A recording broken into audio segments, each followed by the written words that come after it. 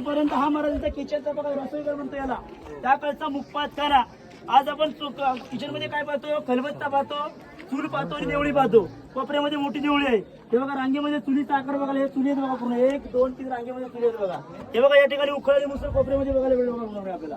हे राजांचं त्या काळचं स्वयंपाकघर महाराजांच्या आपल्या बेडरूमच्या साईडला काय करा की स्वराज्यामध्ये विष प्रयोग हा जास्त केला जायचा.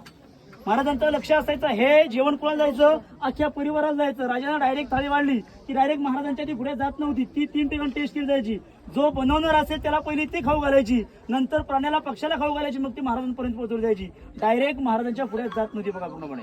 हा राजांचा किचन. समोर पाहतो हा राजांचं ऑफिस. 365 गड किल्ल्यांचा कागदोपत्री व्यवहार जो काही त्या काळामध्ये दिला गेला त्यांचा, त्याला पखर म्हणतो थोडक्यात आपण. म्हणजे त्या काळामध्ये 350 गड किल्ल्यांचा जो काही कागदोपत्री व्यवहार जो ठेवला जायचा ते ऑफिस म्हणतो आपण. ते रायगड किल्ल्यावरती इथे होते, दिल्ली इथून गेले, आपले मंत्रिमंडळ इथून गेले आहेत पूर्णपणे. संडास बाथरूमची रचना इथून गेलेली आहे. जे रायगड किल्ल्यावरती आहे देशभरामध्ये फिरत आहे, जे इथे नाहीये ते कुठेच नाही म्हटलं जातं पूर्णपणे. म्हणजे त्याला इतिहासामध्ये मग राजांचं ऑफिस, साईटला दिवाणे खास, बाहेरून येणाऱ्या लोकांची मीटिंग, जी मंत्र्यांची मीटिंग केली जायची की ना दिल्लीमध्ये, ती त्या टायमाला ह्या ठिकाणी मध्ये केली जायची, म्हणून दिवाणे खास म्हटलं गेलेलं आहे. ही भिंत आता बांधली, पूर्वी त्या काळामध्ये भिंती नव्हती बघा. ह्याला म्हटलं गेलं दिवाणे आम आणि दिवाणे खास. दिवाणे खास आणि दिवाणे आम लाईव्ह बघायचं असेल तर दिल्लीच्या लाल किल्ल्यावरती आताच आहे.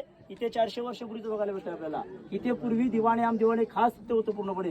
ते इथून पूर्ण किल्ला जळून गेला म्हणून तिकडे गेले म्हटलं जातं बघा. पुढे महाराजांचा गुप्त खलबतखाना, महाराजांच्या त्या काळचे मनोरे, महाराजांची त्या काळची बाल्कनी आणि महाराजांचा त्या काळचा टांगसाळ हा रिझोन गडावरती तयार केली जायची. त्याला आपण टांगसाळ म्हणतो. ते बघायला आपण पुढे जाऊया. बोला छत्रपती शिवाजी महाराज की.